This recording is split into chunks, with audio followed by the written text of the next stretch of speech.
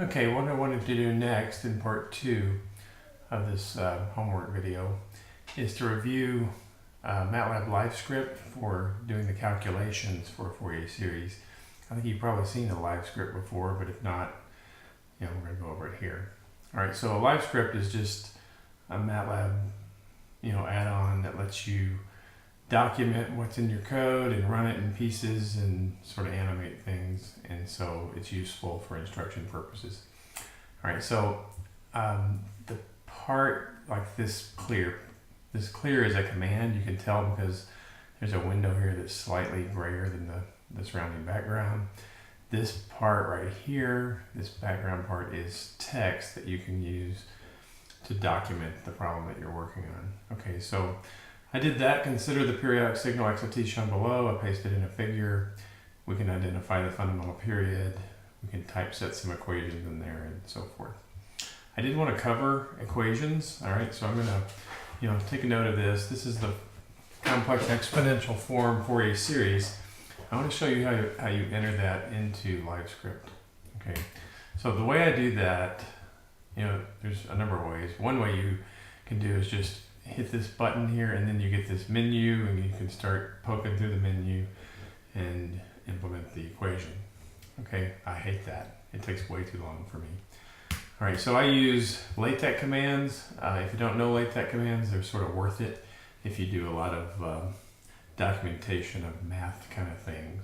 All right, so let's get started with showing you some LaTeX. You hit the insert button, click on this down arrow, and you can insert a LaTeX equation.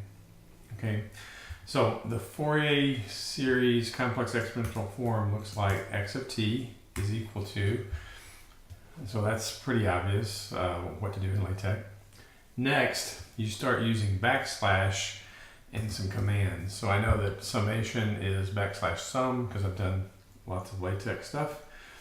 And then I know that subscript is a underscore. I think that makes sense. All right, then I want to group all the elements of this into the underscore. So n equals 0 goes in, n equals minus infinity.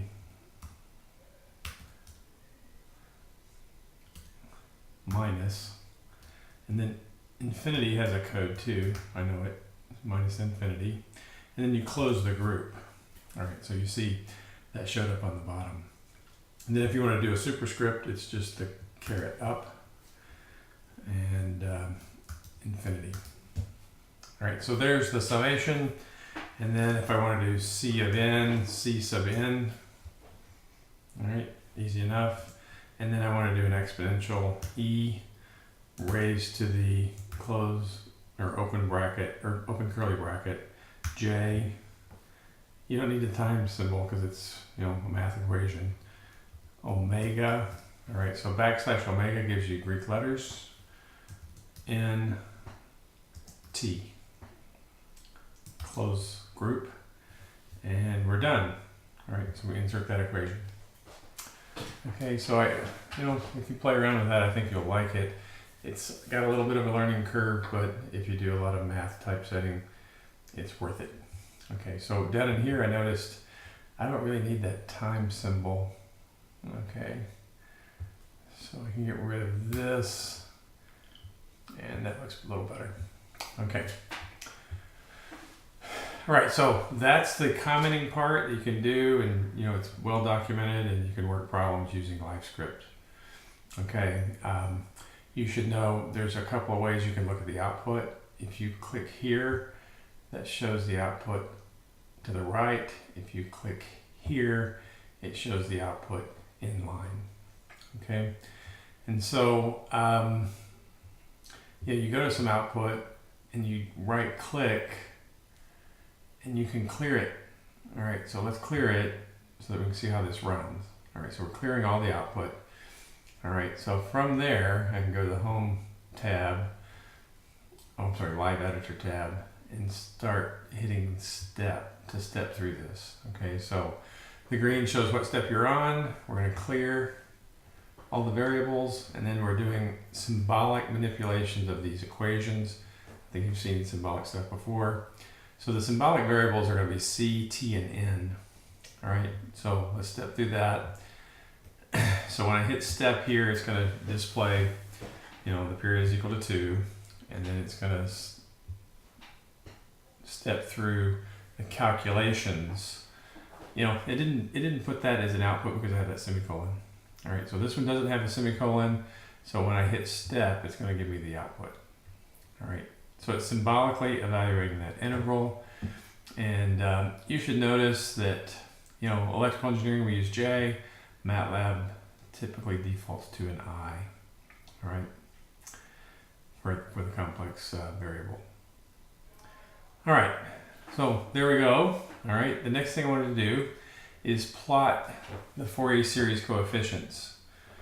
All right, so that's a little tricky because this is a symbolic variable and you can't plot symbolic things. You can only plot numerical things. And so I'm going to convert those to numerical values, and then I'm only going to plot the positive n values plus n equals 0. And the reason I'm doing that is because I know that the Fourier series coefficients are even, and it just makes it a little easier to plot it that way. Okay, so I'm going to make n naught be the number of terms that I'm going to plot for the Fourier series coefficients. I'm going to start at 1 and go all the way up to n naught. And you notice the reason I did that? Look what happens at n equals 0. That's in the denominator. Okay, so it's, when you do this in MATLAB, it's not going to be defined at n equals 0. So I have to take care of that case separately. Okay, so n equals 0 is the DC component. All right, and so it turns out the value of the DC component is 1. All right, so I'm going to insert that DC component right there and form the new CP. All right, so it's CP plus the old CP's with 1 inserted in front. Okay, so that gives me all the Fourier series coefficients. And then if I just change the n variable to include n equals 0, I'm ready to plot this as a stem plot. Okay, you may have to think about what I just said there because there's a lot to unpack. All right, so how did I know this DC value was 1? Well, I can come back up here and look at the waveform. The DC value is just the average value over one period divided by the length of the period. Okay, so the area underneath this curve, this is a triangle, height of 2, base is 2, 2 times 2 is 4, divided by 2 is 2. So the area underneath this curve is 2. And then I normalize by the length of the period. So 2 divided by 2 is 1. So the DC value in this particular case is 1. All right. So I put the DC value in, and I have all the other Fourier series coefficient values in. I've relabeled n, and I'm ready to step through this and get the plot.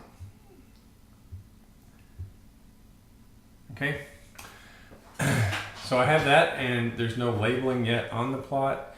And so what I want to show you next is you can step through here and label the plot. Okay, so we get magnitude of Fourier series coefficients showing up as a label.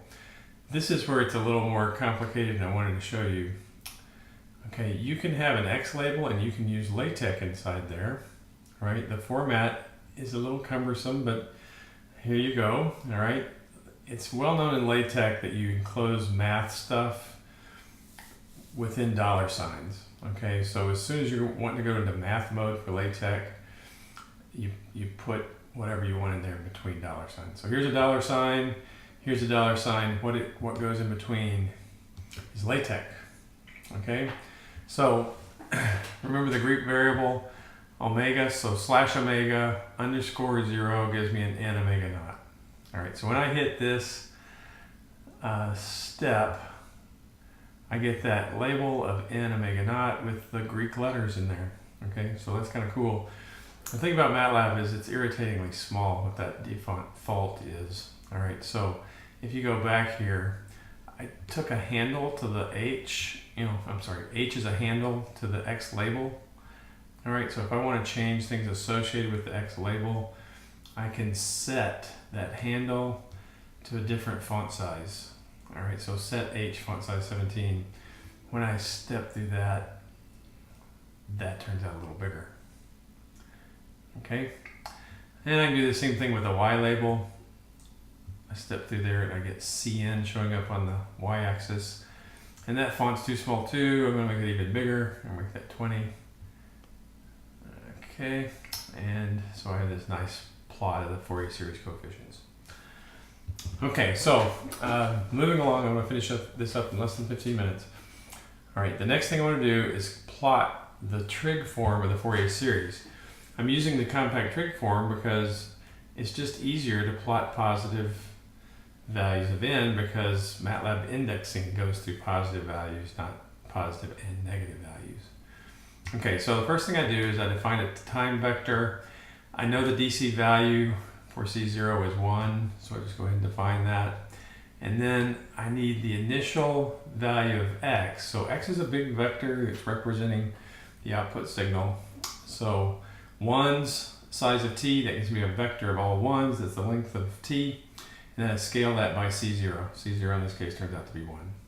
All right, but if you had a different DC value, this code would work in general. All right. Next, I need to calculate these big CNs from the little CNs.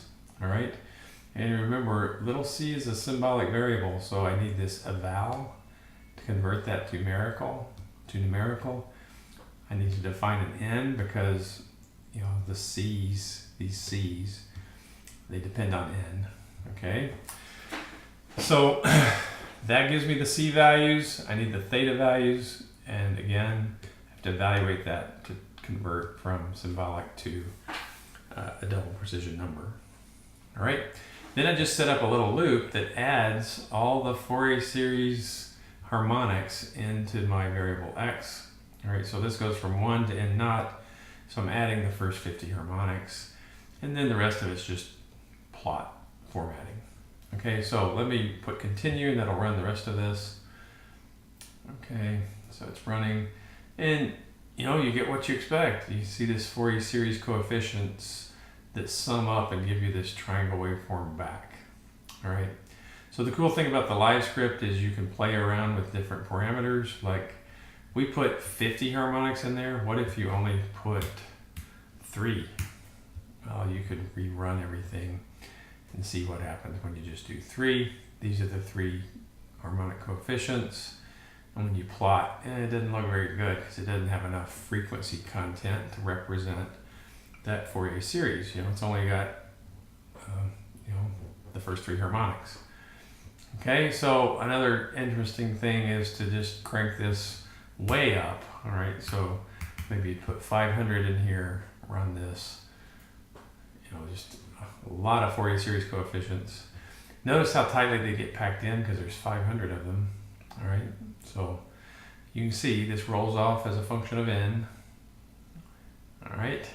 And if we look at this plot, interesting, it looks a lot like, you know, the triangle waveform, but you know about this, you probably talked about it in differential equations class or signals and systems. Zoom into here, and what you see is just the Gibbs effect, okay? A lot of oscillations right at a point before discontinuity. Okay, so zooming back out, I think. There we go. All right, so you can play around with that and look at it. Okay, so what I want you to do, I want you to redo this using the little square wave signal that I defined in part 1 of the video. So redoing this is really pretty simple. But remember, you know, you're trying to learn this stuff, and the MATLAB part is important. So you need to try to learn what every line of code does.